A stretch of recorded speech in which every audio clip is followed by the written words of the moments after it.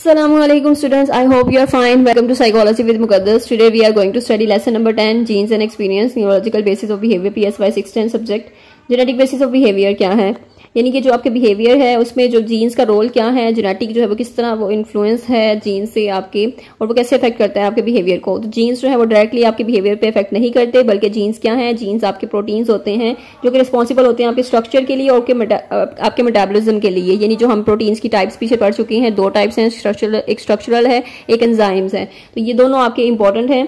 और नेक्स्ट है behaviour geneticist. जो बिहेवियर जेनेटिस्ट होते हैं वो बिहेवियर यानी कि वो स्टडी कर रहे होते हैं जीन्स को जो कि अफेक्ट करते हैं हमारे बिहेवियर को। इन स्टडीज में उन्होंने एग्री किया है इन्वायरमेंट जो एक्सपीरियंस है इंपॉर्टेंट है और वो इंटरेक्ट करता है जेनेटिक मटेरियल के साथ, इस तरह आपके जीन्स पे अफेक्टेड वो होता है।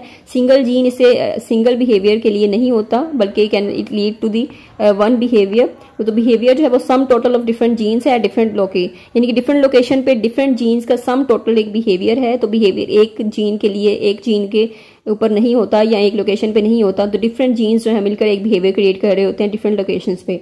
तो this is the main idea. Then experimental studies है। जेनेटिक मैनिपुलेशन क्या है, जेनेटिक मैनिपुलेशन आपको पहले भी कॉन्सेप्ट दिया था। जो जीन्स जो है वो मैनिपुलेट होते हैं, चेंज होते हैं, और ये नेचुरल सेलेक्शन का काम होता है कि वो उसको चेंज मतलब करता है। कोई एक्सीडेंटल भी होती है ये चीज़, और आप खुद भी इसको मैनिपुलेट करके चेक कर सकते हैं। और ये एक एक्सपेरिमेंट्स किए थे, ये एक्सपेरिमेंट्स यहाँ पे इंपॉर्टेंट हैं और इसको आपने एक बार लाजमी रीड करना है। How do the behavioural geneticist measure and test behavior of interest in the laboratory animals। यानी कि जो लैब में एनिमल्स हैं जिसको स्टडी कर रहे होते हैं आप, तो उस पे जो है वो बिहेवियरल जेनेटिसिस्ट जो जीन्स को स्टडी करते हैं कि जीन्स के पीछे जो अंडरलाइंग बिहेवियर है उसको हम कैसे चेंज करते हैं, तो वो सारा वो बिहेवियर ऑफ इंटरेस्ट वो चेक करते हैं, टेस्ट करते हैं। तो ये एक्सपेरिमेंट उन्होंने किया था। इस एक्सपेरिमेंट्स को आपने रीड कर लेना है एक बार, इनमें कुछ भी इतना कॉन्सेप्ट क्लियर करने वाली कोई बात नहीं है, वही चीज़ें सारी उनको प्रूव करना है उन्होंने। एंड देन ट्रायन है। Tryon carried out an experiment at the university of Berkeley where he bred maize bride who did extremely well on maize test।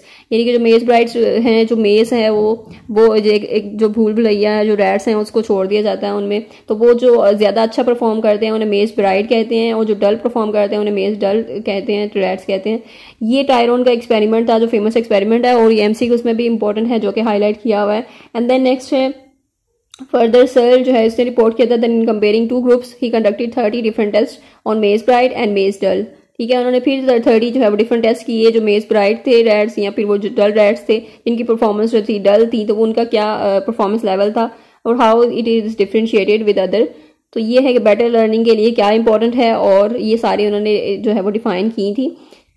And then are there any environmental effects. यहाँ पर environmental क्या effects होते हैं, copper and ज़ुबक ने ये experiment किया था, ये भी इंपॉर्टेंट है एमसीक्यूज में। रेस द मेज ब्राइड रैट्स इन 3 डिफरेंट इन्वायरमेंट्स, यानी कि उनका जो इनरिच इन्वायरमेंट दिया है तो इस वजह से क्या इन्वायरमेंट का इफेक्ट होता है उनकी परफॉर्मेंस पे, तो ये चेक करने के लिए उन्होंने एक्सपेरिमेंट किया। एंड देन बेने, डायमंड, क्रैच एंड रोजनविंग ने भी एक्सपेरिमेंट किए। उन्होंने कहा कि रैट्स जो है रिचर इन्वायरमेंट हैव थिकर कॉर्टेक्सेस, यानी कि उनके जो कॉर्टेक्स हैं वो इंप्रूव हुए हैं, थिकर हुए हैं, यानी कि बेटर अंडरस्टैंडिंग हुई है उनकी, और उन्होंने बेटर लर्न किया है। और इन्वायरमेंट का जो है वो इफेक्ट होता है आपकी लर्निंग पे, आपके ब्रेन पे, आपकी जो ब्रेन पे, मतलब कि आपकी ब्रेन जो है वो आपका बेहतर हो जाता है, कॉर्टेक्स आपका इंप्रूव होता है। तो ये चीज़ उन्होंने एक्सपेरिमेंट की थी। Then foremost names in the field of genetics and behaviour are Theodosius Dobzhansky and Seymour Berger.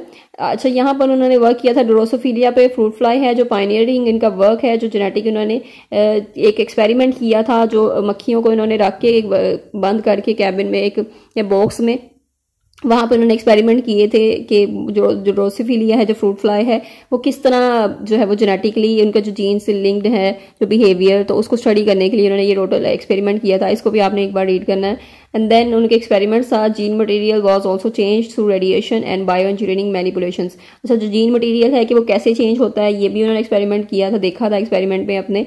और जो रेडिएशन जो चेंजेस होते हैं, जो बायो इंजीनियरिंग मैनिपुलेशन होती है वो क्या है, और वो कैसे उसको चेंज कर देते हैं, जीन जेनेटिक मटेरियल को कैसे चेंज करते हैं अकॉर्डिंग टू द इन्वायरमेंट। अगर अडेप्टेशन है आपकी, अडेप्टेशन कर सकते हैं कोई ऑर्गेनिज्म, देन वो उसको सर्वाइव कर सकता है, अदरवाइज वो चेंज को सर्वाइव नहीं कर सकेगा और वो उसकी जो है फर्दर प्रोपगेशन नहीं होगी।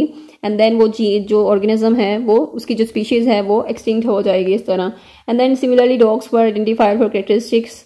यहाँ पर जो डॉग्स हैं उसकी जो कैरेक्टरिस्टिक्स बताए हैं कि जो यहाँ पर भी एक्सपेरिमेंट ही है एक फेमस इसको भी आपने एक बार रीड कर लेना है, जस्ट उसमें कुछ भी नहीं है इतना खास। एंड देन इन ब्रीडिंग है, इन ब्रीडिंग का कॉन्सेप्ट बहुत इंपॉर्टेंट है, दिस इज इंपॉर्टेंट क्वेश्चन।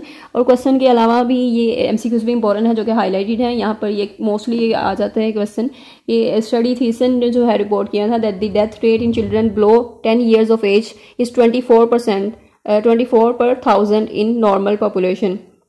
अब जो इंटर रिलेटेड मैरिजेज हैं it rises up to 81 per 1000, यानी कि जितनी इंटर रिलेटेड मैरिजेज होंगी, जितनी आपके रिलेटिव्स में फैमिली में मैरिजेज होंगी, उतना ही ये रेट जो है वो इंक्रीज होगा, डेथ रेट इंक्रीज होगा, उतना ही फिजिकल डिफेक्ट्स होंगे या फिर आपके जो जेनेटिक डिसऑर्डर हैं वो होंगे। तो this is the in breeding, यानी कि आपका जो जीन पूल्स है वो उतना ही वो रिस्ट्रिक्ट हो जाएगा, रिसेसिव जीन्स शो होना शुरू हो जाएंगे। अगर आपकी जो मैरिज है वो आपकी फैमिली रिलेटिव्स में होती है तो वो इंटर रिलेटेड मैरिजेज जो हैं वो इसका बहुत ज़्यादा ये नुकसानात हैं, डिफेक्ट्स हैं। और ये बताया गया है जो रेट है वो डेथ रेट भी काफ़ी बढ़ जाता है या फिर डिफेक्ट्स का रेट जो है वो बढ़ जाता है, ज़्यादा डिफेक्ट्स या जेनेटिक डिफेक्ट्स होने का जो है खतरा है वो ज़्यादा हो जाता है। तो थीसन ने रिपोर्ट किया था at lower intelligence scores with lower verbal scores and language scores were even lower than normals. अच्छा, ये सारी जो एक्सपेरिमेंट उन्होंने करके बताया था कि इन ब्रीडिंग जो है वो उसके कितने नुकसान हैं। रिपीटेडली हम वो यूज़ करते हैं, सेम जीन पूल को हम बार बार यूज़ करते जाएंगे तो वो जो रिसेसिव जीन है वो शो होना शुरू हो जाएंगे, जो रिसेसिव जो फिजिकल जो आपके बिहेवियर डिफेक्ट्स हैं वो भी शो होना शुरू हो जाएंगे। दैट इज़ वेरी डेंजरस कि जो आपकी जो डिसऑर्डर्स हैं वो शो हो जाते हैं और this is really difficult to recover. So this is about today's lecture. I hope I made it clear. If you have any confusion then you can ask in comment section. And don't forget to share this video with other students. And if you like our effort then please subscribe. And thank you so much. मिलते हैं next lecture में. Till then take care. Allah Hafiz.